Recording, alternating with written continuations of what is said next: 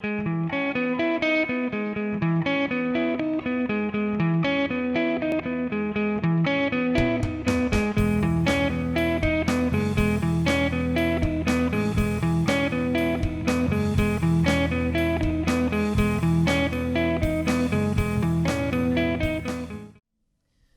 afternoon. Welcome to the 7th Annual Senior Showcase. We are delighted that you're joining us today to hear from 4 undergraduate students who have created exemplary research theses and projects across a broad spectrum of subjects and fields. I am Molly Keener. I am the Scholarly Communication Librarian here at Z. Smith Reynolds Library, and I have had the pleasure of coordinating the Senior Showcase since its inception in 2010. From the beginning, the Senior Showcase has been intrinsically student-focused. It was founded upon the suggestion of a Wake Forest senior who was inspired by the rich diversity of his peers' research projects and desired a forum for his fellow classmates to share their research with the campus community. He pitched his idea to then Dean of the Library, Lynn Sutton, who in turn put Jermaine and I together, and through our collaboration, which was really fun, the Senior Showcase came to be. Over the years, the Senior Showcase has evolved. Our timing has transitioned each year in order to accommodate more departments and more students being in the nominee pool. And we have made small adjustments here and there, but the underlying spirit of the showcase, that we are here to honor and celebrate our students, has remained true. Nominations for this year's showcase were submitted earlier this semester by students' faculty advisors, and final selections were made by a jury panel of library faculty. Selection decisions were based upon both the strength of the faculty nominations and review of the students' works. 4 students were selected, representing the diversity of fields and departments that comprise our undergraduate college. The 2016 Senior Showcase honorees are Emily Goodman, nominated by Dr. Stephen Murphy of Romance Languages; Andrew Hayes, nominated by Dr. Rob Eastman Mullins of Theater and Dance; Adam Hammer, nominated by Dr. David Coates of Politics and International Affairs; and Kathleen DiNapoli, nominated by Dr. Gloria Mude of Biology. Each honoree will share their research in 12 to 15 minutes, and we do ask that you hold your questions to the conclusion when we will have a joint question and answer period. To conclude today's showcase, we hope you will stay and visit with our honorees during a light reception, which is sponsored by the Undergraduate Research and Creative Activities Center. Special thanks to Tony Marsh, Associate Dean for Research, Scholarship, and Creativity, for Eureka's ongoing support of the Senior Showcase. So, without further ado, today's first presentation is from Emily Goodman. Emily is double majoring in French and sociology. She is from Westchester, New York, and following graduation, Emily will be teaching English in France. I, for one, am jealous.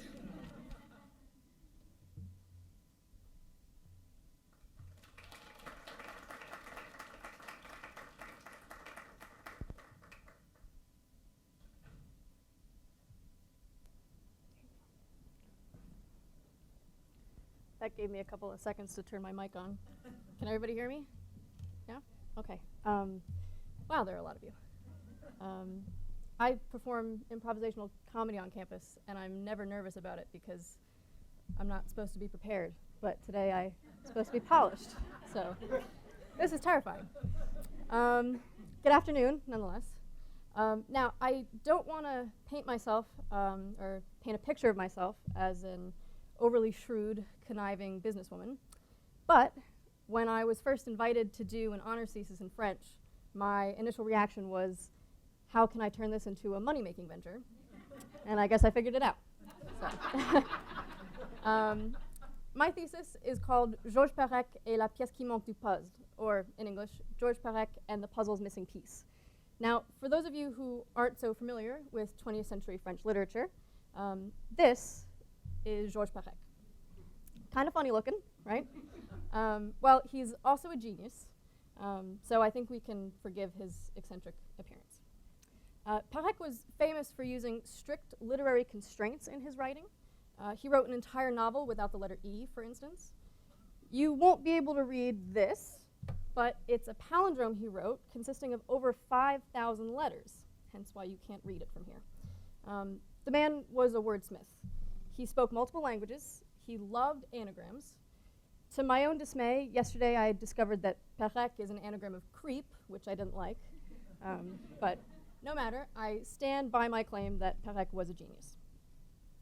Now, I feel I'm in a good position to say this because I read a lot of Perec's work, well over 1,000 pages of source material. And I read almost all of it here. Now, this might seem like a nice facility, and it certainly is, but it isn't somewhere you'd want to be. This is the Memorial Sloan Kettering Cancer Center in West Harrison, New York, which is very close to where I live. On the left is the upper level, the chemotherapy level, and it was on that floor where I first received my invitation to complete an honors thesis in French. I was in one of the patient rooms. The patient was my mother. On the right is the lower level. The lower level is the radiation level.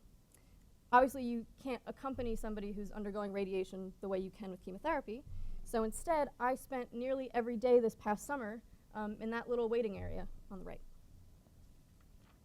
Now, I tell you this not to invoke your pity, and not even because my mother's cancer, which she beat, by the way.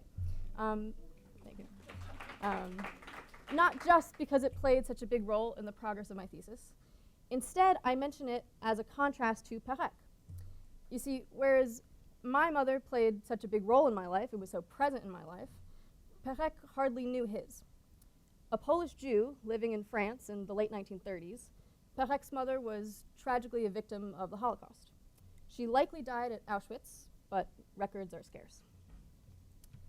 The impact this had on Perec is significant, and he devotes much of his autobiography, W, or Le Souvenir d'Enfance, or in English, W, or The Memory of Childhood, to describing his longing for his mother. W has a unique structure. One half of the novel shows Perec trying to piece together the details of his childhood from the few clues he has, like old photographs of family members, including his mother. The other half of the novel presents a fictional tale of Gaspard Winkler, a young boy lost at sea who gets separated from his mother and winds up on a dystopian island that, as the story progresses, seems more and more like a concentration camp.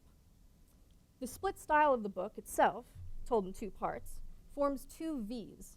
I highlight two V's because in English we think of W as two U's, but in French, W means two V's. So ultimately, the structure of the novel reflects the work itself and the name of the island. So clearly, Perec's work and his writing is heavily influenced by the tragedy of his personal backstory. I say this with a great deal of confidence, not just because the themes of loss and longing permeate Perec's work, but also because he says it himself, pretty explicitly, in his Pensées classées, which you see on the right, which is a collection of essays on the subject of writing. In one of those essays, Perec says this: Presque aucun de mes livres n'échappe tout à fait à un certain marquage autobiographique. For any monolinguals in the audience, that means almost none of my books truly or fully escapes a certain mark of autobiography, a certain touch of autobiography. So with this in mind, I decided to examine Perec's most famous work, La vie, mode d'emploi, or Life, a User's Manual, as a sort of autobiography, something previous scholars have never really done. Let me first describe the book itself. Perhaps you're familiar with James Joyce's Ulysses, a nearly 700-page novel that takes place over the course of a single day. Well, Life, a User's Manual is a little shorter at only 600 pages, but it takes place in a single instant. Now, at this particular instant, we find Bartlebooth, an old, feeble Englishman who has in fact just died. He is hunched over a jigsaw puzzle with only one piece left missing. But there's a problem. The piece he has left, which he holds in his now lifeless hand, has the wrong shape in order to fit into the puzzle. It is in the form of a W, the same as the initial of the man, Gaspard Winkler, who made the puzzle. In examining this extraordinary novel as an autobiography, I discovered even more about Perec than I did from W ou le souvenir d'enfance, his official autobiography. W is all about Perec's struggle to find out who he is from the limited information he has. But Life a User's Manual is his declaration of who he is. A writer, first and foremost, the puzzle maker who sets traps for his audience, or the readers, as they work to piece together the image of the puzzle, or the plot of the novel. I don't feel I'm taking any grand leaps here, because in the fictional half of W, Perec gives himself the moniker of Gaspard Winkler, charged with the responsibility of finding the lost boy with the same name. I know, this is a third Gaspard Winkler. But I argue that Perec is all three: a lost child looking for his mother, a grown man trying to better understand what happened to that little boy, and also the skilled woodcutter who crafts his puzzles in particular ways, much like the writing constraints which helped make Perec famous. But then I discovered something even more remarkable. Perec is also Bartlebooth, the one doing the puzzle, but who cannot finish it. Perec wrote Life a User's Manual toward the end of his life, as a cancer diagnosis explained his failing health. Facing death, Perec must ultimately have felt that he could not accomplish all he had set out to do. But why not? I argue, in my thesis, that it is because there's a piece of his life missing, his missing mother, and the absence of any concrete picture of what his childhood was, or in fact could have been. All he has is the outline of a puzzle piece that he holds in his hand, but that he can never fit into the jigsaw in front of him, the overall image of his life. I'll leave you with one final quote from another of Perec's essays found in his Pensées classées, because I think it sums up nicely my points and reinforces the argument that I've detailed for you here today. He talks about this question on pourquoi j'écris, why do I write, auquel je ne peux répondre qu'en écrivant, a question to which I can only respond by writing. L'instant même où, cessant d'écrire, cette image deviendrait visible, comme un puzzle inexorablement achevé. Or, in other words, the very instant where he stops to write, this image would become visible, like a puzzle that's inevitably or unavoidably or irrevocably finished, achevé. So we know that Perec was a writer. We know why he wrote, and I, for one, am grateful that he did. So I'd like to thank the French department for inviting me to embark on a project like this, particularly my advisor, Dr. Stephen Murphy, for aiding me in that process, and for all of you for listening to me today. And I will take my check now.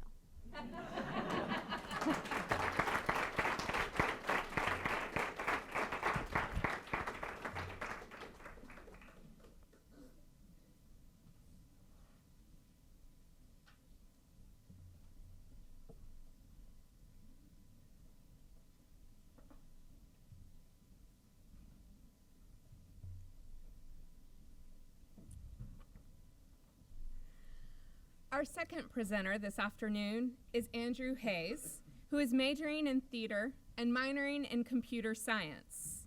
Andrew is from Hendersonville, North Carolina, and is focusing on successfully completing his tenure at Wake Forest before turning his attention to his future endeavors. Andrew?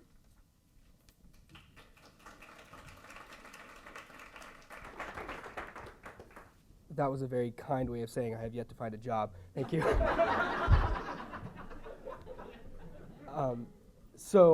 First of all, I'd like to thank everyone for coming out today. Research in the arts is a very interesting subject to me because I had actually never thought about art as being research before. Until I was nominated for this presentation, I had been doing theater work but had never thought about it as research. And ever since being nominated, I have come to completely reimagine what art and what doing art is to me. It really is research. And it is research that, at least in the realm of theater, is under the public eye. Everything that we do, every mistake we make, every triumph that we have is research that is scrutinized by the public. And so Every single show that we do comes with new challenges, comes with new problems that we have to try and fix. And so for my presentation, I just want to show you guys some of the shows that we've been doing. So the first show is Embers and Stars, and I was the assistant lighting designer to Professor Jonathan Chrisman. And so for this show, one of the main challenges that we had was working in the Ring Theater, which is a small black box theater in with audience on 3 sides. And so we had to figure out how to light people from 3 sides, which is a challenge in and of itself.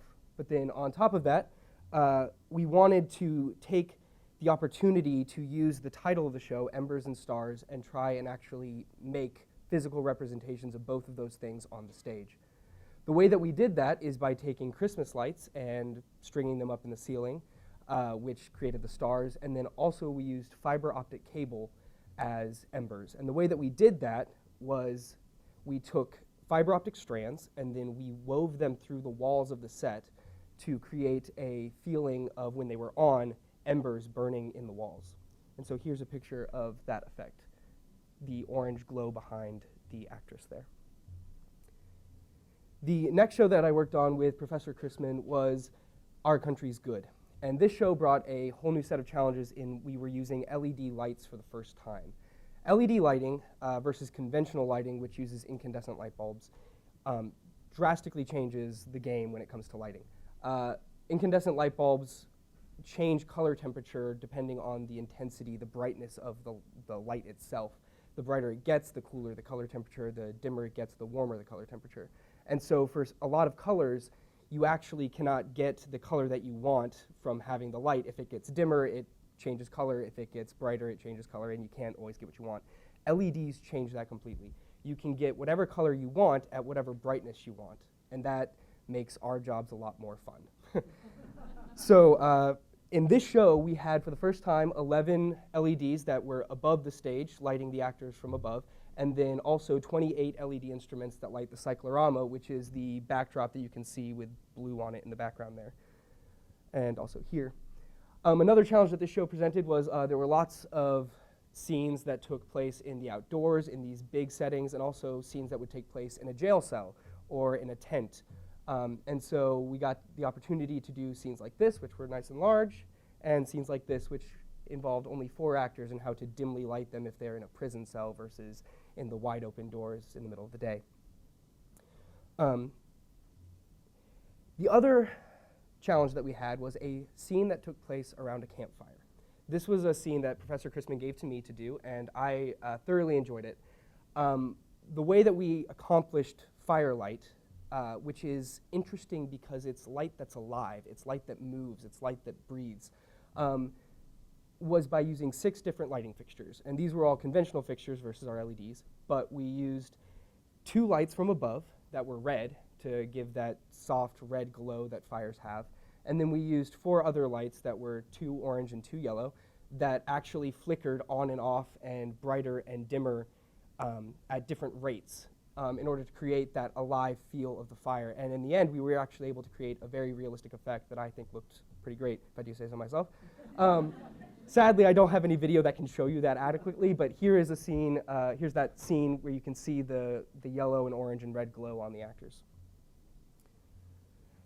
This slide shows you just a little bit about how the LEDs can give us these saturated colors, these vivid colors, even at low intensity. So the orange striping you see across the stage is conventional fixtures from the side, but then the light that you see on the actors, the orange yellowish light, thank you for dimming the lights there, and the light you can see on the sheet hanging in the backdrop is from our LEDs. And that kind of specific color to match the orange coming from the side, we just wouldn't be able to get without LEDs.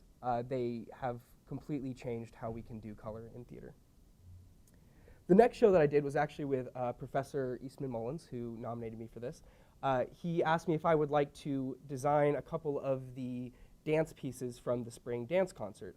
This is a student choreographed show, and so he gave me a couple of the pieces, and using the lights that he had hung and focused and his light plot, I cued and choreographed, or cued some of the pieces that were choreographed. Dance is a completely different monster than theater. Because you don't have a script to work with. In theater, we're working with the words. It informs everything that we do. We study the script, we study the characters, and that's how we know how to light it. In dance, you have only music and movement to go off of, and it changes the way that you narrate the piece with lighting.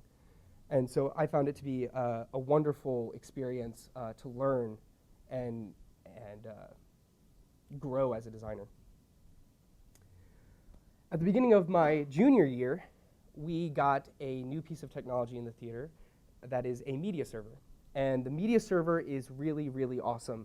We actually just demoed it at the Tech Exploration in Benson earlier this year. And what is really cool about it is that it allows us to project only onto the surfaces we want to. So you can take a projector and you can black out half of it, or you can black out only a square of it. You can tell it to project onto a trapezoid, onto a circle. You can do whatever you want, really. And so with that level of control, we are able to use it in theater much more efficiently. However, what we also found is that with all of these new options and all these new features, we also had a gigantic increase in the amount of time it took us to program the show. Because when you have less choices, you have less decisions you have to make. And so what used to take us a certain amount of time now can take us 2 to 3 times that amount of time. And that is even true of the LEDs as well. Just having the ability to change the color of the light with every single scene if you want drastically changes how much time it takes to program it all. The other thing that we're working with in this show is the difference between front projection and rear projection.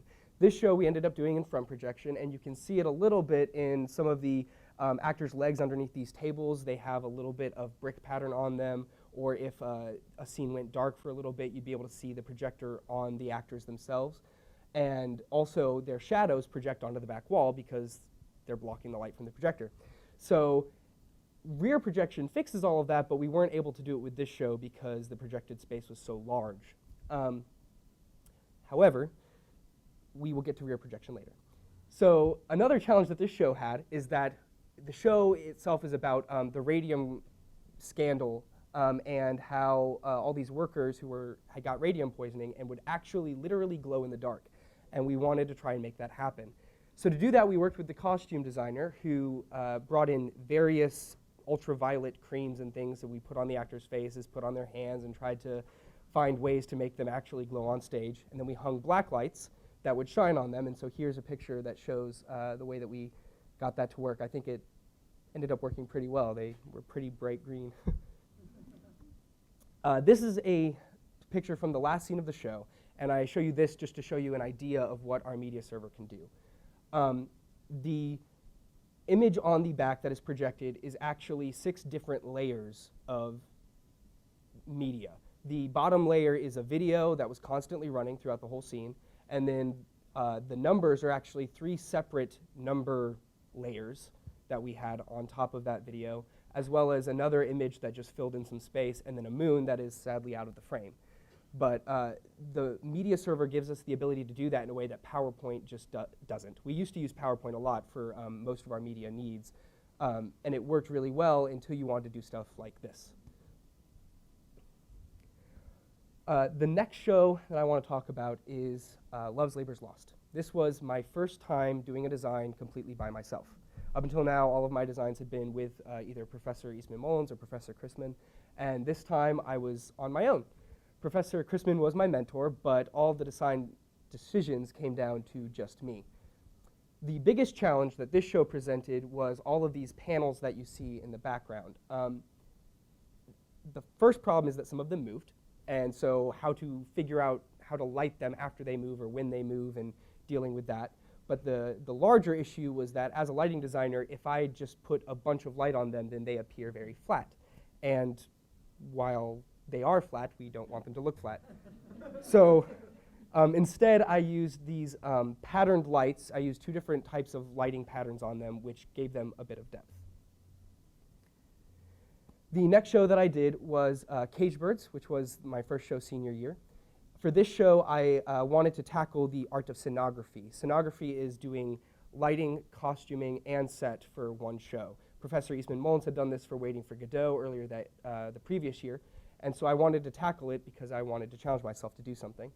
And so for this show, I did the set, which the whole show takes place inside a bird cage. So I decided I wanted to actually encircle the audience in a cage. When they got to the theater, they walked through the door of the cage, which then closed behind them, and they watched the whole show from inside the cage. I also did some research into bird cages in general and found that many of them had swings, kind of like a Tweety bird from the Looney Tunes or something, always. And so I decided to try and incorporate swings into the set, and to do that, I hung 28-foot-long swings from the ceiling of the theater, which the actors could then act on, swing on, and use in their show. For the costuming, each actor chose a bird that they thought represented their character best. And so in the costuming, I tried to reflect the bird's appearance and mannerisms as well. This was a gray heron of sorts. The biggest thing I was worried about, though, was the floor. I'm not a painter. I don't claim to be a painter. I've never been a painter. But it was my job to figure out how to paint a floor. So I used a technique that I had seen some of the designers, the other designers in the department use, of taking a feather duster and dipping it in paint. And then as you lower it to the floor, you twirl it, and it gets this feathered pattern on the floor that you can see in the picture. For my next show, it was the waiting room, which Professor Eastman Mullins designed the set and lighting for, and also the projections. I was simply the projections technician in charge of putting it all together for him in the media server. And for that, we were using 2 projectors, which was very different than using one, because we had to figure out how to line up the projectors to look like one image across this backdrop that you see here. And the cool thing about using projections as a backdrop is that you can change the scenery with every scene. So we go from a golf course to this Japanese floral to this bar scene, and then finally to a ethereal waiting room motif. And it was a very interesting experience to learn how to use 2 projectors at once. Also using rear projection so we didn't have the shadows was really, really helpful. The last show that I did at Wake Forest University was a funny thing happened on the way to the forum, which was the musical that we just finished. The biggest challenges that it came with was that everything in the production schedule had to be moved up. And that was mainly due to the fact that the set is so tall and so large, as you can see, that some of the lights we simply couldn't get to after the set was built. So if you wanted them to be useful at all, they had to be done before the set went up. Also, the orchestra pit, which is the big black hole you see in the front of the stage there, had to be lowered, and some of the prime lighting positions are on a bar that hangs right over that hole. So again, we had to try and do it all beforehand. Usually, I would see the show 2 weeks before it would go up, and then would decide where I was going to put all the lights, and then we'd hang the lights, and then I'd write all the cues for the show, and then we'd go into Tech Week. Well, this time I hung all the lights before ever seeing the show, which was nerve-wracking for me. But in the end, I believe that we did a pretty good job of making it look good. One of the other things that we had for this show was a new system of LED lights. Previously, all the LEDs that we had only could be used as wash instruments, so they just put a gigantic pool of light on the stage. This time, however, we were able to use a new system of lights that could take patterns and could focus and be narrower, could be sharp. And so I decided to use them as a cobblestone pattern that I used throughout the entire show to wash on the floor. So you can see it in this picture a little bit, that they're orange, but in this scene they're bright white. And being able to use the LEDs in that way as a pattern that can change color and can add even more to the scene was actually really, really fun. Here they're dark purplish, and here they're orange again. And here they were flashing on and off to make kind of mayhem, which is always fun. I love making mayhem on stage. So in my time here at Wake, I've done over 16 productions. I did not take the time to count up all the productions I've done because there are a lot. But over the course of that time, that's 16 shows worth of research, learning how to tackle new problems, learning how to use new technology. And along with Professor Eastman Mullins and Professor Chrisman, I have learned a lot more through working on shows than I ever would have in a classroom. Thank you.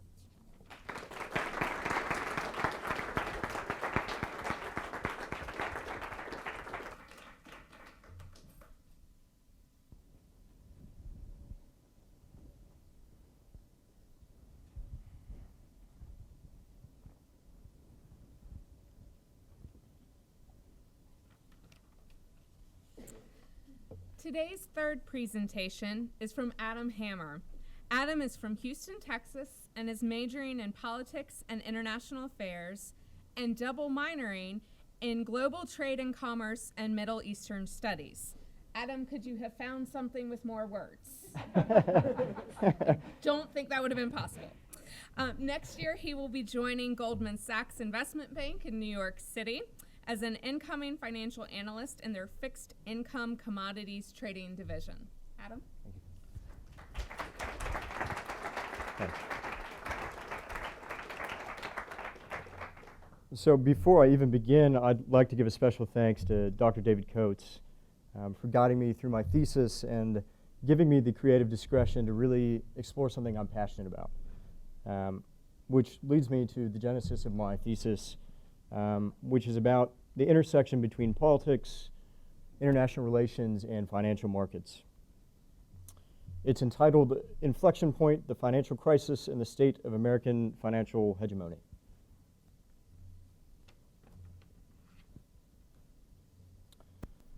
So the state of American financial hegemony in the pre-crisis period is where I begin. Basically, I wanted to set the scene for the origination of American hegemony in the financial sector. That started in the post-Second World War period, basically by the creation of the GATT, the WTO, the Marshall Plan, the Bretton Woods model, the IMF, the World Bank. The United States is really able to orchestrate the future of global finance. And in doing so, they were spreading neoliberal principles of economics, which would later be dubbed the American model of economics. So American financial imperialism functions by drawing a variety of dispersed practices and relations and concentrating them into a space structured by American rules and institution. And this was the form of American financial hegemony that I wanted to explore. The state of American financial hegemony in the pre-crisis period was pretty unique. I mean, it started in the post-Second World War period, but really took shape in the Reagan-Thatcher era, in which the United States started economic principles dubbed the Washington Consensus. So the consensus is called Washington, right? Indicating the degree to which strategies of international financial institutions were constructed by the United States. Some of these include deregulation, free trade, a greater financialization of the economy, and a proliferation of debt as a staple of our economy. I mean, everything from credit cards to, mortgages are ways of levering up. That's pretty basic in American finance. Debt, credit, a little bit of under-regulation compared to some other economies, and free trade. Which takes us to the next section of the paper, which talked about the factors that led to the financial crisis. So I assert that the financial crisis exposed some deep underlying faults in the American economic system. And that was basically demonstrated through massive asset bubbles, lots of, like I said, debt and leverage, and a fatally flawed system of regulation and oversight that was, quite honestly, a failure. And really, we preached having a wholesome economic system that the world could believe in, yet the financial crisis started to poke holes in something that people in the past really didn't see. So what were the main villains? So there's plenty of discussion about the factors that led to the financial crisis, and you could probably come up with 10, 15, 20 factors and elements and dimensions of the financial crisis, but I really chose 7 main villains. And what's important to understand about this is that I'm not asserting that the financial crisis was created by any one more than the other. It was really an accumulation of all of these factors created a lattice work that led us into the financial crisis. So that's the housing bubble, the over-accessibility of credit, the fixed income bubble, excessive leverage, regulatory fail, the evolution of financial derivatives, and credit agency failure. So the first villain, and I guess the most famous one, is the housing bubble. So really, there's some staggering statistics in the pre-recession period that I found via Case-Shiller and via The Economist. One of them is that between the time period of 1997 to 2006, real house prices soared by an astounding 85%. In fact, in 2005, Case-Shiller did a survey of San Francisco home buyers, and they found that the average home price increased, the expected increase of their home price was about 14%. So they went around asking home buyers, how much do you think your house is going to increase in the next year? And they said, well, it's increased so much recently, I bet my house would be about 14% an increase. So similarly, The Economist reported a survey of LA homebuyers who expected gains of 22% per annum over the next 10 years. So if we do the math on that, that translates to a price appreciation of 630% over 10 years. And I think that this points to the root of the housing bubble. Investors believed that they could generate a staggering 22% on owning a house. And basically they did that by using an extrapolation of recent trends and saying that because something did this for the last 10 years, it'll do this for the next 10. Just to give you a metric of comparison, they're saying 22% that they would make on their house value per year. The S&P last year, which is kind of the main metric we use for financial gains in the stock market, made 1.4%. So the stock market made a 1.4% last year, 2015. Most investors, if you were to ask them what the average return they would get on the market, they would say 7%. You'd be happy. If you left the year being 7% up in equity markets, you'd say, it was a good year for me. House buyers in the pre-recession period were looking at 14 to 22% is what they expected their house to appreciate. The next villain is the over-accessibility of credit. And a lot of this has to do with government policies, the Home Ownership Society, and a lot of government policies that really eased financial standards. And this is really where the subprime mortgage crisis was created. So I like to think of this, the easiest way for me to explain this, and I think really the easiest way to illustrate it is through a cycle. You start with easing financial standards so that people that couldn't previously afford a home could go to a bank and say, I'd like to get a mortgage, and really the standards had been lessened because we wanted more people to buy houses. It's a staple of the American dream. Let's make houses more accessible to people. So first is easing standards. Easing standards means more demand, right? If we have more people that previously couldn't own a house are now able to own a house, then they are now bidding for houses, and you're competing with more people, driving up demand, which then increases house prices. So we're having kind of an artificial synthetic increase of house prices, which then leads to a very important part of the cycle, which is a decline in the perceived default risk of your house. Your housing prices are continuing to go up. You're saying, well, it's okay if I put nothing down on my mortgage. House prices just keep going up. If I'm in trouble, I sell my house for more than my mortgage. Houses are going up 14% a year. In fact, they went up close to 90% over 10 years. So I feel safe. So there's a decline in the perceived default risk, which then leads to, we get to the financial aspect of it, which is mortgage-backed securities. Basically, I don't want to explain all of that in this presentation, but what I will say is that investors were looking for yield at a time when interest rates were slightly low, and they found healthy yield with little default risk in mortgage-backed securities. So they could say, well, I can make a healthy gain of 6-7% a year, hedge fund owners or any kind of institutional investors, and really there's not a lot of risk of default. Across the market, we're seeing default risk at minimal levels. Housing prices are going up, there's no default risk, housing market's stable, so there was more thirst for mortgage-backed securities. It was a great investment. Banks were making a lot of money, institutions were making a lot of money, hedge funds were making a lot of money. Mortgage-backed securities, it was like boom town for MBSs. So that's the bottom of the cycle, which then leads to where we started, which is as the thirst for mortgage-backed securities continues, they keep saying, well, let's keep the standards for getting a loan pretty low. And the cycle just self-fulfills itself, creating higher prices, more demand, perceived less default risk, and more thirst for mortgage-backed securities.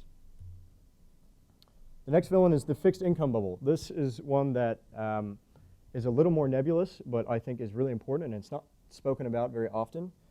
So essentially, in finance, we talk about a risk premium or a credit spread. So that would be the gap between what we would consider a risk-free fixed income security, which is a treasury, you go and buy a treasury bond, and the gap between that and a corporate bond. Because we assume in finance that the American government is not going to default, but a corporation might. So the spread in between that and the yield that you're being paid back, so obviously you would get paid a higher yield for something that's riskier. That spread is called a credit spread. So just as we just discussed, sorry, this didn't move. Just discussed the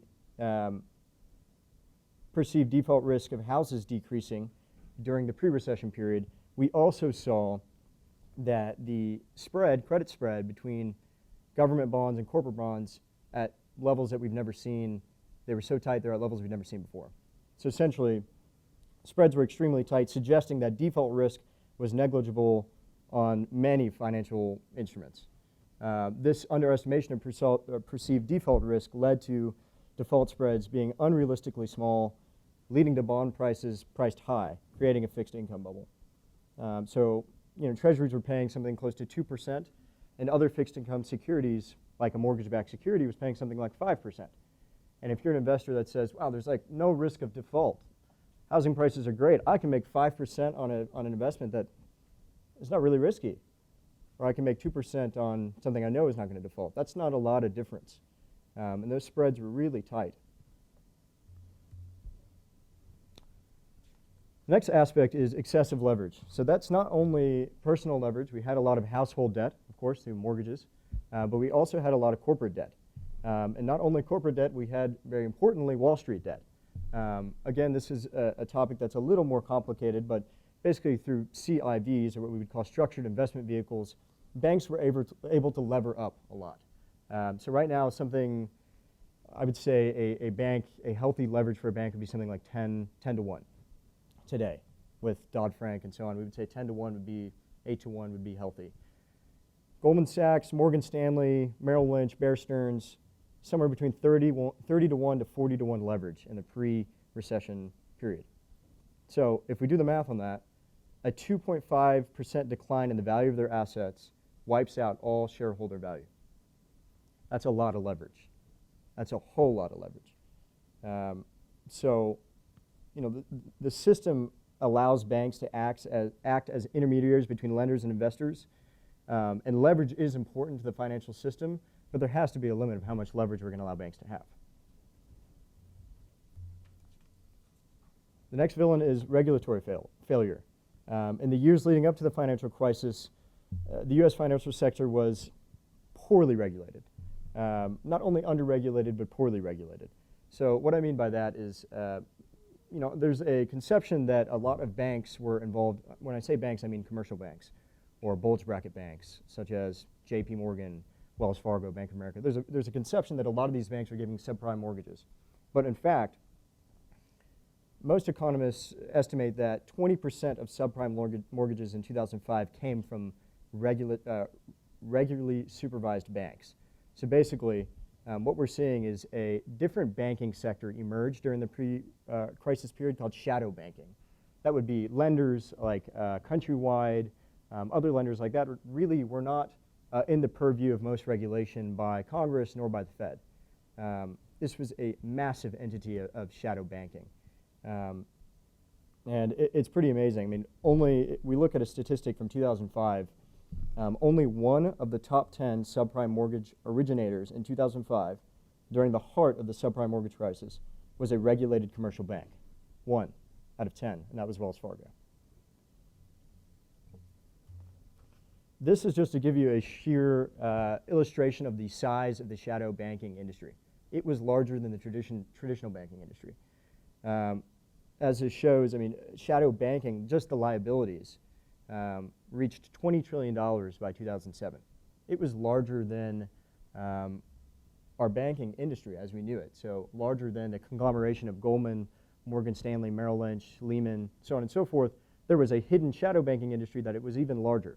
That was actually really the main actor that was giving mortgages, subprime mortgages. Yet it was completely outside of the regulation environment of the Fed, of the Treasury, which is very dangerous. The next victim is the evolution of financial derivatives. So a derivative, they get a bad rap, derivatives. Really, derivatives are, originally they were used in agriculture. So derivatives started in the Midwest when farmers were just trying to agree to prices in the future to kind of have a stable cash flow. So I'm a corn farmer, and I want to make a derivative product with somebody who buys corn, like Kellogg, for instance, and I want to agree to sell my corn for a set price for the next 10 years. That would be considered a derivative product because it is a forward or future contract deriving back to a commodity. So mainly they were used for hedging purposes. That was the original intention of derivatives, for hedging. They made our system safer. Derivatives were good. Yet derivatives evolved. And not only were derivatives used for hedging risk, they became very speculative.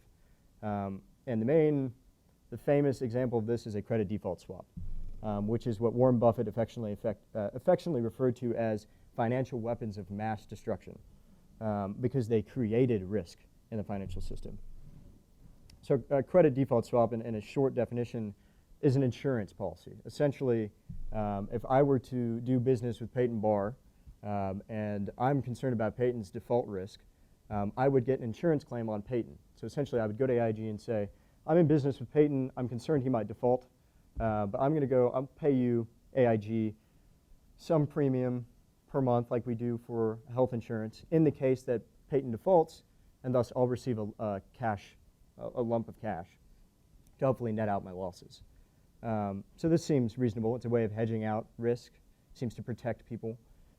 Yet credit default swaps really evolved in the pre-crisis period to become speculative instruments that were extremely dangerous. So essentially, if I'm in business with Peyton, somebody else, Hannah, could come in and say, well, I'm looking at Peyton's balance sheet, and I think Peyton's going to default, insofar that I'm not in business with Peyton, I don't know him, this isn't about insurance, I just think that Peyton is going to default, and I'd like to make a bet on that. So I'll get a credit default swap on Peyton via AIG.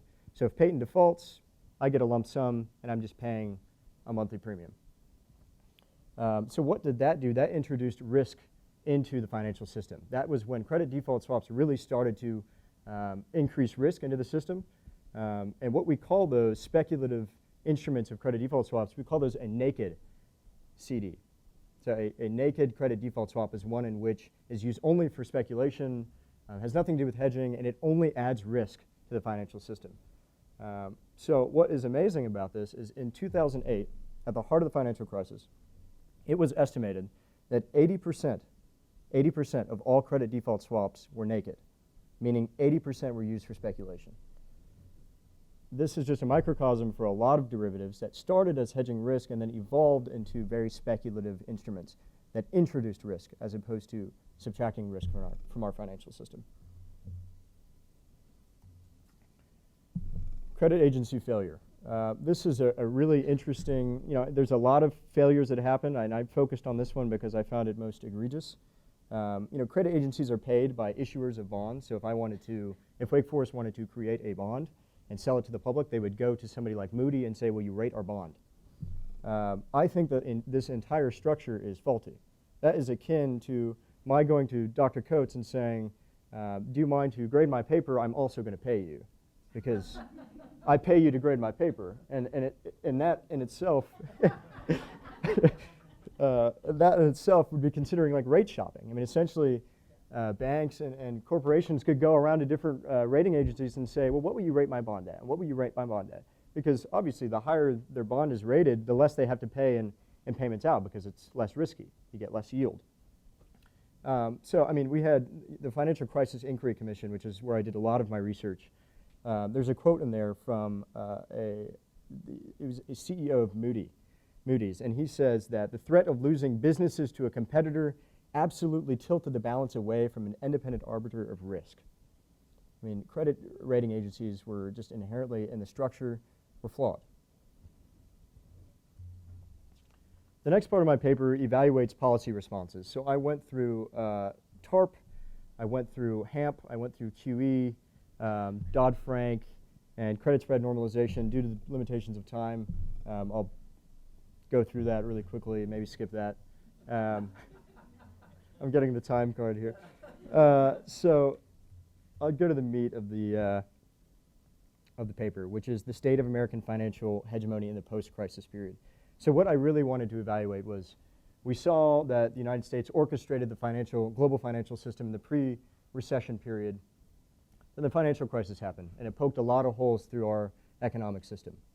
And so I wanted to discuss, and what I argue is that it really questioned the sustainability and wisdom of following an American system of economics.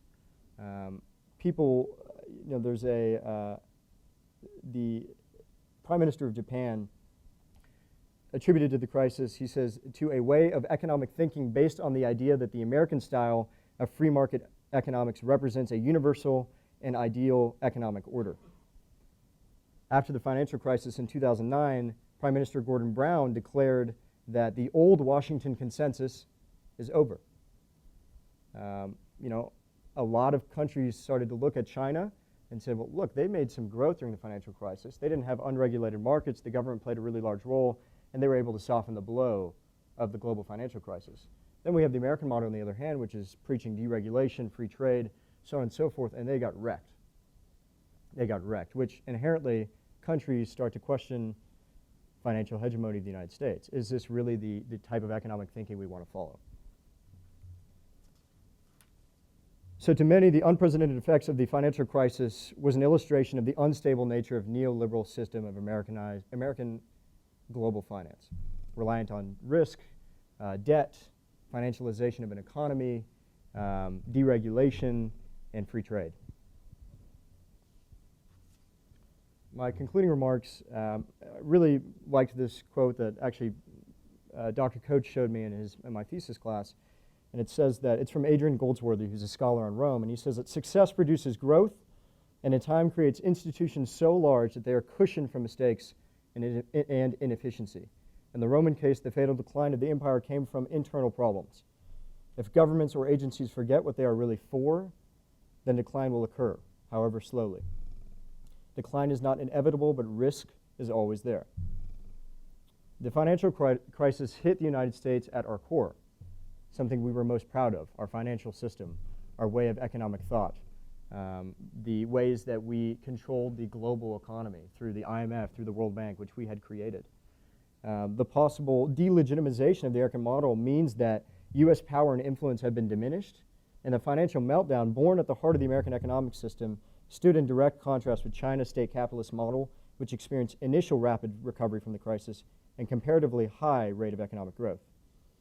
Thus, as with the decline of many great empires and hegemons, the financial crisis taught America that perhaps the greatest threat to the state of our financial hegemony might actually come from within. Thank you.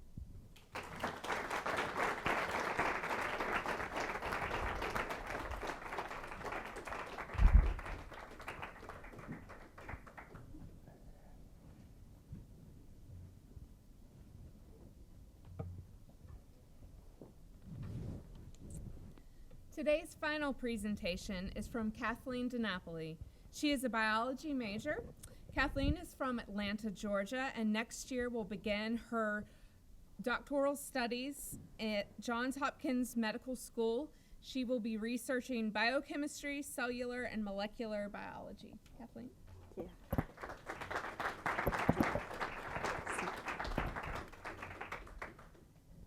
Hi everyone, I'm really excited to be here today and share with you a little bit about the research that I've been doing for the past few years with Dr. Gloria Moudet in the biology department.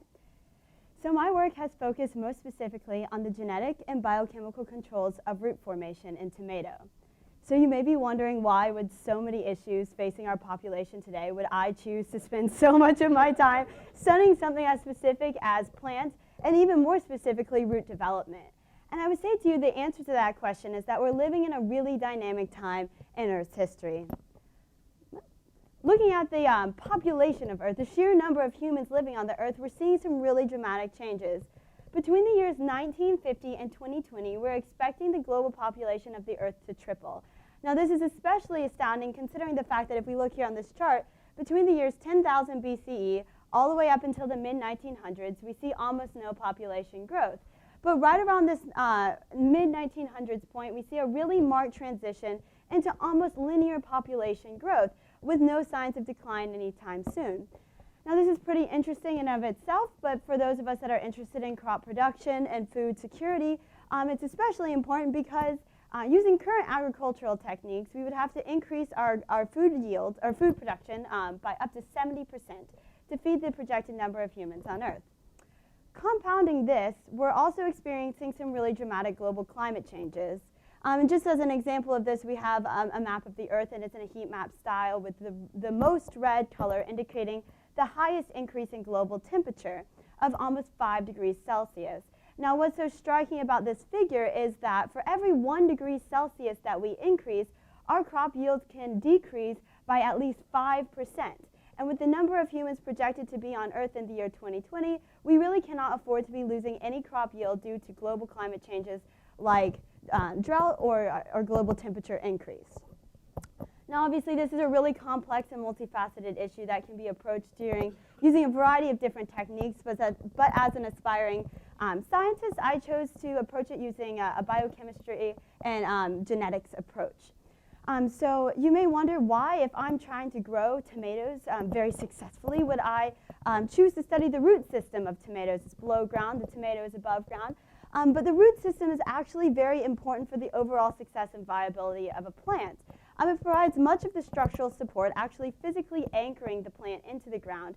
But also, if you look at the chart, the nutritional uptake is provided by the root system as well. It increases the surface area that the plant can reach out as an otherwise sessile organism, allowing it to get more water and nutrients from the surrounding soil. So just a little bit of terminology before we move on about root systems.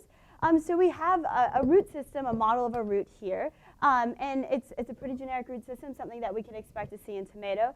It has a primary root that grows directly downward, and these lateral roots that go somewhat horizontally off of it.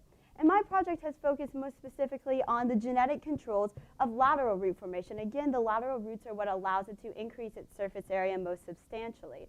And so if we understand which genes are allowing these lateral roots to grow, we may be able to selectively breed for them in the future to have plants with more desirable root architectures.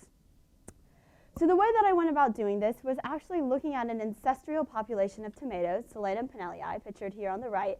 And Solanum pinnellii is an ancestral tomato species. And it looks very different than the modern cultivars of tomatoes, like Solanum lycopersicum, something you could expect to see at the grocery store. But what's really interesting about Solanum pinnellii is that it's a desert species of tomato, which gives it natural drought tolerance properties that have been lost in the modern cultivar of tomato. So we were really interested in understanding which genes were in pinnellii that have been lost in the modern cultivar that give it these desirable phenotypes. So with phenotypes or appearances above ground, as different as these two tomatoes have, we expected that those phenotypes would extend below ground as well. And that's actually exactly what we saw. You can see just visually the differences in the root structures of pinnellii and lycopersicum, making it a really great model system to understand root architecture. So we have these two really interesting types of tomato, and they have two different root architectures, but how can we use pinnellii to find advantageous root systems and genes that control them? So the way that we went about doing this was using a population of integration lines. Now these integration lines are a hybrid of the pinnellii and the lycopersicum. And so we can cross the pinnellii into the lycopersicum and create distinct lines which can be used to discover novel genes controlling root architecture. Now this is kind of abstract, but to put it a little bit more visually, we have here the process of making the integration lines and what each of these lines actually is. So we have the lycopersicum here on the left and the pinnellii on the right, and each one of these lines represents their chromosomes or their genome. So we can cross it and have an F1 progeny. You think Mendel and the peas and crossing them. So you have this F1 progeny, and it has about 50% pinnellii DNA and 50% lycopersicum DNA. But we really want to limit the amount of pinnellii DNA that is in the lycopersicum background. So we will back cross it or cross it again to lycopersicum. And this happens a number of times until one region of one of the 12 chromosomes of tomato has this pinnellii DNA. So for example, integration line 1-1 has the first region of the first chromosome containing pinnellii DNA. IL-1-2 is the second region of the first chromosome, and this continues all the way through the 12 chromosomes until IL-12-4, which is the fourth region of the 12th chromosome. And all of these regions on the chromosomes have been marked And so we can go into the genome and understand exactly which region of the lycopersicum has been replaced by Pinelli. And because the Pinelli is the only thing that has been introduced from the lycopersicum background, we would expect that any phenotypic changes in these introgression lines would be due to the presence of the Pinelli DNA.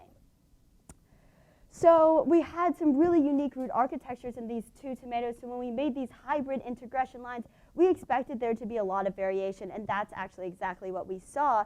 And so this is one of our replicates of the entire population of introgression lines. And so it's been normalized to the parental M82. So anything below this line will have fewer lateral roots than M82, including Pinelli, which is the ancestral tomato. Anything above the line will have more lateral roots than M82, kind of confirming the variation that we expected to see. So just visually here we have a picture, M82, our parental in the middle, and on the left you can see increases, or on the right, excuse me, and on the left you can have see the decreases. So I've chosen to focus most of my study on introgression line 2-5, which is the 5th region of the 2nd chromosome. And I've chosen to do this for a number of reasons. One of them being that IL-2-5 forms significantly more lateral roots than M82, our parental, and the surrounding introgression lines on the 2nd chromosome. So we have here a model of the 2nd chromosome, somewhat abstractly, of course. And so we have IL-2-5 here. Now the chromosome is made of DNA, so it's kind of all of the code of life. So if we go into here, this is a physical mapping of the DNA. So IL-2-4 is directly above it, overlapping the beginning part of 2-5 on the 2nd chromosome. There's a distinct region of 2-5 here in the middle, and then 2-6 is directly below it, overlapping with the bottom region of 2-5. And because the phenotypes we were seeing in 2-5 were not conserved to the same degree in the surrounding introgression lines, we assumed that this yellow shaded region was our chromosomal region of interest. And although it looks nice and small here on the chart, it actually still has a significant number of genes within this region. But what's really excellent about these introgression lines in the tomato genome is it has been mapped and annotated, so we can go in and look as if we had indexes in a dictionary and we were looking C through E. We can go and look at all of the words or genes between these two markers. And so I began to browse the genome looking for genes that we might be interested in. And I ran across a couple that kind of sparked my interest. They were F3H and DFR.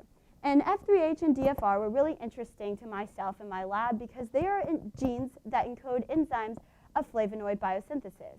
Flavonoids are secondary or plant-specific metabolites that we have shown to modulate root development in tomato. So the way that we go about doing this is we'll have a slight biology lesson if it has been a while since your last biology class. So we have the DNA here, and it's in the nucleus, and again, it codes it's the genetic code of life, and it's held in the nucleus. But if we want to make the genes and the proteins that these genes encode, you have to make a single-stranded copy of the DNA called RNA. And that RNA can move out of the nucleus into the cytoplasm and interact with some molecules, which will then be translated into a protein. And so if we want to understand how much of these gene products or proteins there are, we can actually look at the abundance of RNA, knowing that RNA is generally proportional to the amount of protein that might be present. So when we started looking at these genes, I decided to begin my work looking at F3H, again in the flavonoid pathway. And so these introgression lines are a really excellent resource for people studying plants, or tomatoes, excuse me, because other scientists are also studying tomatoes, introgression lines as well. So the other scientists that have been studying these have made their work publicly available to us so that we can go in and look, and they have open source databases that have all of the RNA abundance of all of the genes in all of the introgression lines. So there's a lot of information online. And this is the output of one of the open source databases. And these black boxes all represent the 12 chromosomes of tomato, and the smaller boxes above represent the specific introgression lines. So I'll draw your attention here to IL-2-5, and this is again looking at the abundance of the RNA encoding F3H. And you can see again in a heat map style that yellow indicates a significant reduction in the amount of RNA. And so although these open source databases are really great, we didn't do the experiments themselves, so it's always important to confirm them in your own lab. And so we use quantitative real-time PCR analysis, QRT-PCR, to look at the abundance of the RNA in the lab as well. And we saw a very similar trend in the reduction of the transcript encoding F3H here in IL-2-5 compared to our parental M82. So what exactly does F3H do in the gene, in the flavonoid production? So in a general biochemical pathway, we can say that there are 3 precursors leading to a downstream product, which is, in the case of flavonoids, a red pigment called anthocyanins. And each one of these steps is moderated by an enzyme conversion. And so if we have a break in that pathway, we can expect that there would be an abundance of anything before the break and lower levels of anything past the break. As if you were to put a dam into a river, the water would continue to flow, but it would back up on the backside of the dam and would be unable to flow down to this side. So there would be smaller amounts of all of the downstream products. And so when I was growing my, my integration line 2-5, I noticed something pretty striking. So this red pigment here in the hypocaudal or stem region is the anthocyanin pigment. But I'll draw your attention here, IL-2-5 had a visual reduction in the amount of anthocyanins, cueing us in to the fact that maybe there's something going on in the flavonoid pathway. So this is actually the production of anthocyanins in the flavonoid biosynthetic pathway. And so we have these 3 precursors leading to the production of anthocyanins, and F3H is responsible for converting naringenin down to these downstream flavonols and ultimately anthocyanins. And so looking at the actual data that we had here, this is our parental gene, and so we used a technique called liquid chromatography mass spectrometry, which allows us to quantify the amount of each one of these precursors in the downstream products. And so we can look at the parental here, and they have the levels indicated. But when we have IL-2-5, we notice that they have this significant increase in the amount of naringenin, and then the decrease in the downstream flavonols, indicating that F3H would not be functional in IL-2-5 like we expected with the RNA abundance results that we had seen before. So I was interested in seeing how far this difference extended, so I went down to the actual DNA sequence, and I found that in Lycopersicum there were 3 distinct regions of the gene encoding F3H. But when I look at Pinelli, which is the gene that's in the integration line 2-5, I noticed something pretty interesting.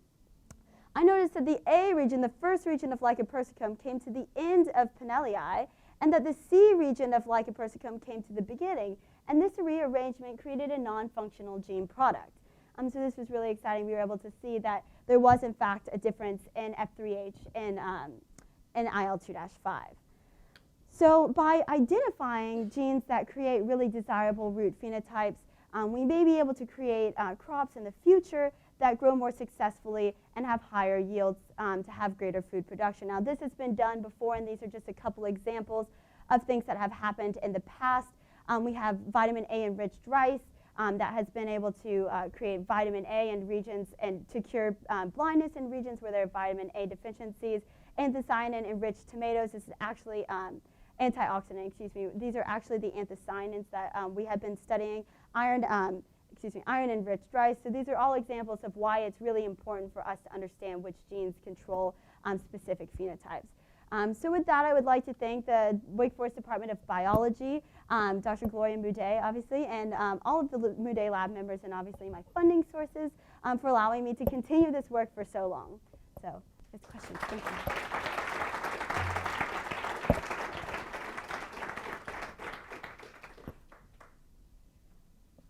Thank you all.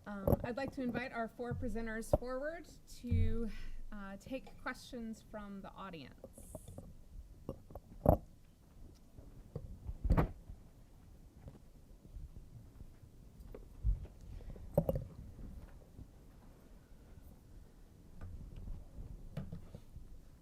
So, yes, Peyton.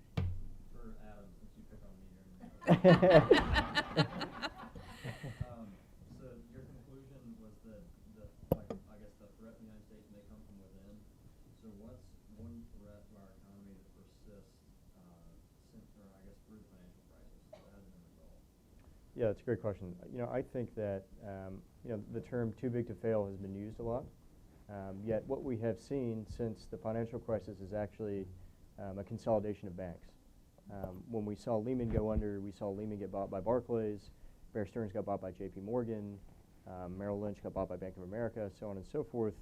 And what we've seen is actually banks are starting to consolidate, and banks are getting bigger. So if they were too big to fail in 2007, they are far too big to fail now. And what that points to is not that we need more regulation. I think that means that we need smarter regulation. And that's really what a lot of, it's constantly said by Jamie Dimon, the head of J.P. Morgan, and Lloyd Blankfein, the head of Goldman Sachs. It's not that we need more regulation, it's that we need smarter regulation that really is effective, that doesn't force banks to consolidate either.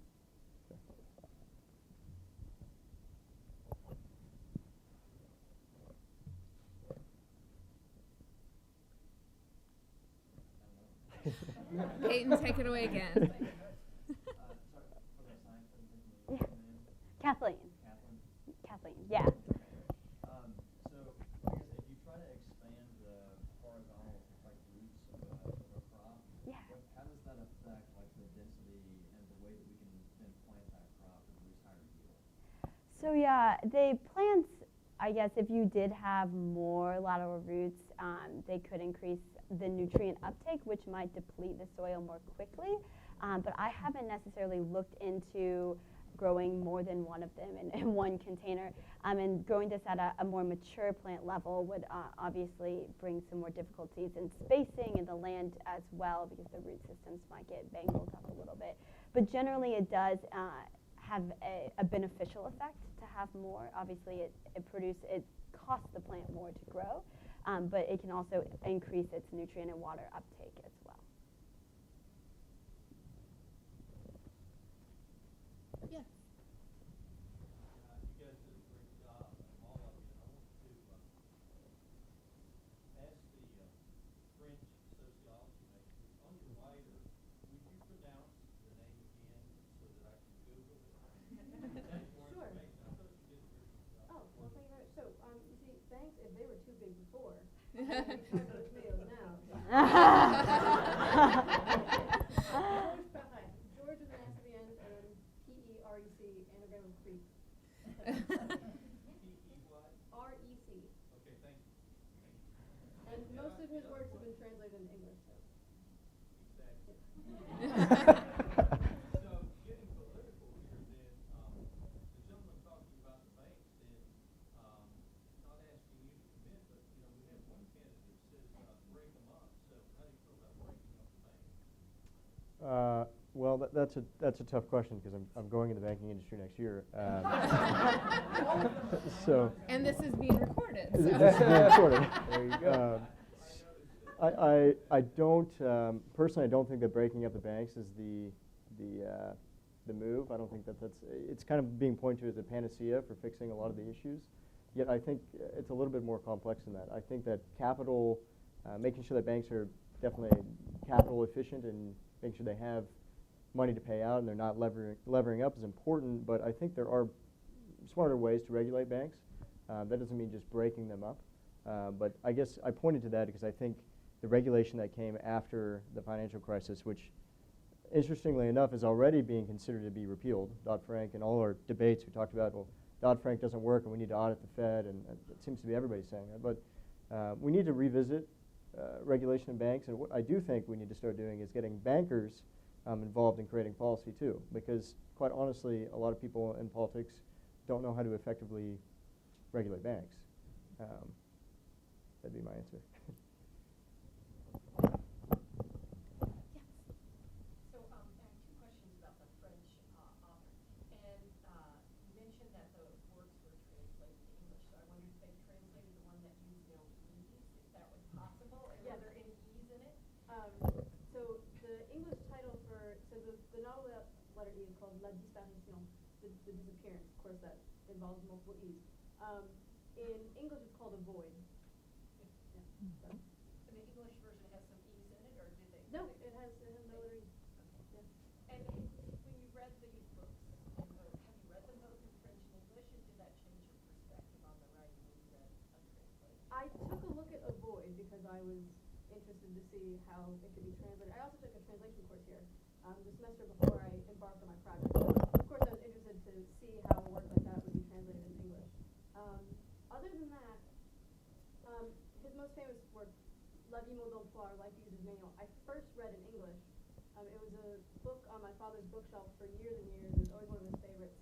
I always heard him rave about it, and so I started reading it before I even knew that the author was French, long before I even started studying French seriously. So that one I read in English, and I took a look at A Void just to see how it would be translated. But other than that, totally French.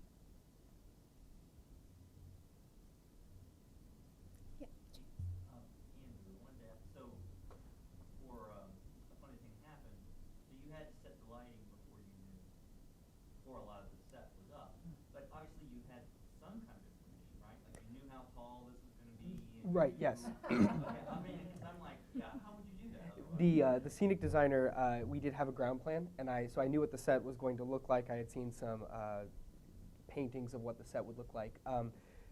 But yes, a lot of it was choosing how to do the lighting based on my own knowledge of the script, based on my knowledge of how blocking traditionally works. Like I knew that in front of the houses, a lot of the action was going to take place, so I needed to light that well. And then after that, once it was built and I actually did see the designer on, I found that some of the lights that I had put in place weren't going to be used at all, and that I also did have to go in and add some more later in places that I could to make up for something that I couldn't have possibly accounted for without seeing it.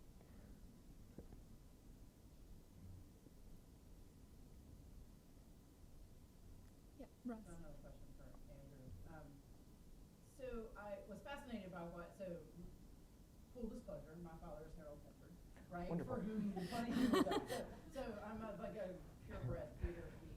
So I loved what you said about what LED is bringing, right? To that lighting thing never even dawned on me that that's sort of what that brings, what that ability, right, to light so specifically and to light at different intensities and stuff. What do you think is like the next technology coming down in that sort of thing? Maybe it's not here yet. Maybe it's only happening right on Hamilton on Broadway or whatever. Sure. That you would love to, see the trickle down to smaller theaters.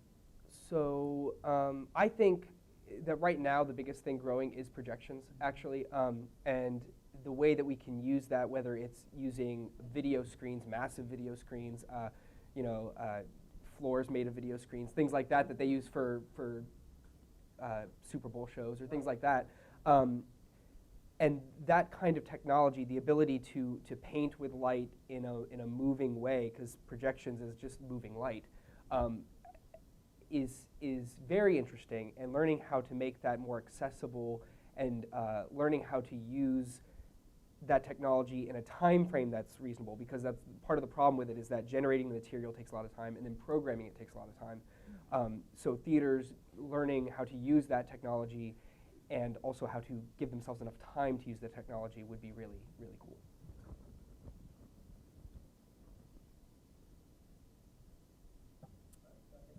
Sure. Hello. So it was interesting what you said, and I helped you along the way with your research, so I kind of knew where you were going with it. But so if the American hegemony, right, on the banking system maybe needs to have a sunset, do you see it? Do you see another model out there? Do you see it ever being in the hands of another country? Will the entire world now say, well, let's do it China's way? Or right, because the American way didn't work. Or do you see it being a more tempered response for maybe there are multiple models? Yeah, that's a great question. I think that we are moving towards more multipolarity. I think the old kind of American imperialism through financial institutions is starting to fray. But what I will say is that right after the crisis, there was certainly a delegitimization of the American model, but now we are seeing that model start to rise again. I mean, for instance, as bad as the American economy is doing, we're doing a hell of a lot better than Japan. We're doing a hell of a lot better than Europe, and certainly better than emerging markets. I mean, the Fed is now hiking rates, and we're moving into a normalized financial rate environment, and other countries are actually just double downing. I mean, we have the European Central Bank talking about more quantitative easing, Japan as well. China is in a mess in itself, especially with their equity markets. So we're seeing a revival of the American model again. So I think it was kind of, I wrote this paper in October, but things have changed a little bit. But I do think if we're looking long-term, multipolarity.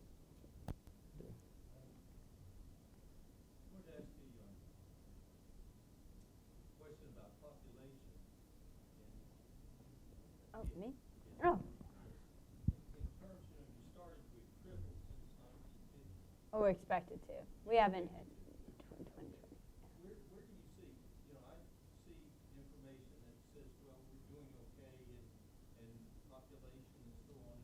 Are you optimistic in terms of meeting the world population? Comment a little bit on that. Yeah, I am very optimistic. Everything that I've been seeing in food production has been nothing but positive, and we're having some really unique ways to create better food systems and looking at obviously a more controversial topic, genetic engineering of crops, has produced some really successful crop types that can grow very well in different environments. And although that's definitely up for discussion, I think that new ways to edit genomes will make the food production even more successful in the future.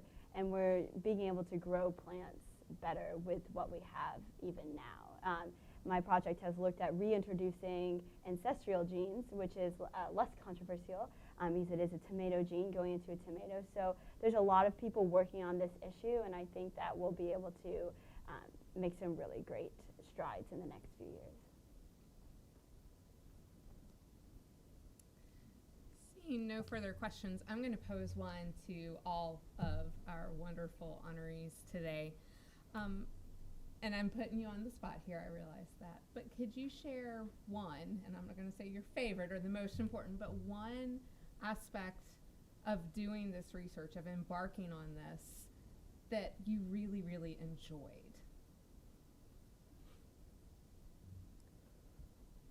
So for me, the most exciting aspect about doing theater in general and what I would call theater research is the collaborative aspect of it. Working alongside different designers, whether it's working alongside Professor Chrisman as a co-designer or as his assistant, or even with him as a mentor, or working alongside Professor Eastman Mullins when he's a scenic designer and I'm the lighting designer, the collaboration that occurs, learning the new technology, learning how to use it alongside scenery and alongside sound, alongside costuming is probably the most fun part for me. I think I've really enjoyed the process of learning to think critically about an issue and learning to deal with it when it doesn't work well either. And I think that that's not something that I necessarily enjoyed when it was happening, but looking back on it now, I think I really appreciate the fact that I've gone through it. And science is kind of a masochistic field in that respect, and that you fail 90% of the time, and that one figure took 6 months. But I think that process has been really rewarding, and I've really enjoyed seeing the culmination of working in the Moudet Labs for as long as I have. I've been here the last 2 summers working on this project, and so I've really enjoyed seeing it going from Genesis all the way through where it is today, and seeing how you can overcome seemingly impossible challenges when things don't grow or don't work. That's been a really enjoyable aspect. I think the favorite part of my research is, and my favorite part in the journey of writing this paper was exploring the inherent intersectionality of the topic. What I really like about markets is that it is such a cross-section of different things. I mean, part of being somebody that really understands markets and being able to trade in markets means you're able to bridge central banks to interest rates to the productivity of certain countries, looping into economics, and then looking at the politics. So what I liked about my topic was it was a cross-section of finance, of economics, of political science, and looking at regulation like we spoke about, and then about international relations and looking at power. and relative power of the United States. And that was really my favorite part of researching. And I would say that I really enjoyed getting to design my own syllabus, essentially. As someone who studies the humanities and social sciences, I've taken a lot of literature courses in my life, and I've enjoyed a lot of the things I've gotten to read in those courses, but sometimes it's, hit or miss. You read a play one week that you think is fabulous, and you read a play the next week that you think belongs in the trash can. So it was nice to be able to sort of form my own path and like I said, craft my own syllabus. I would meet with Dr. Murphy every week, and I'd come to him one day and say, gee, I really think I should read, I know I've already read 6 Patek books, but I think I should read the 7th one. And he'd go, yeah, have at it, go get it in the library. So I think just the ability to sort of form my own coursework was a lot of freedom that I didn't envision myself ever having at the undergraduate level. And as someone who isn't going on to graduate school, that meant a lot. So. Thank you all. At this point, I'd like to invite the Dean of the Library, Tim Pyatt, forward.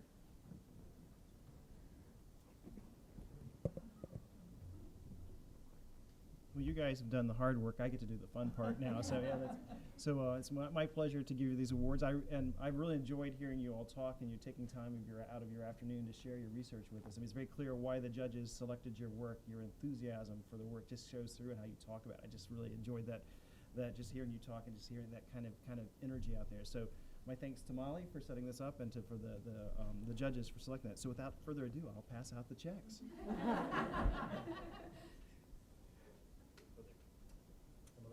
I think it's appropriate since you couldn't wait to get paid.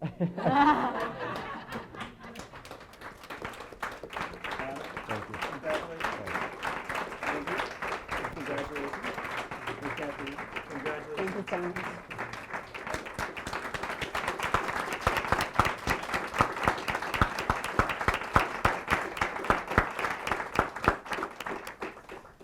Again, thank you. That was very impressive. I hope all of you will be able to stay and chat with our honorees, and please help yourself to refreshments. And thank you all for coming this afternoon to support our Senior Showcase winners. Thanks.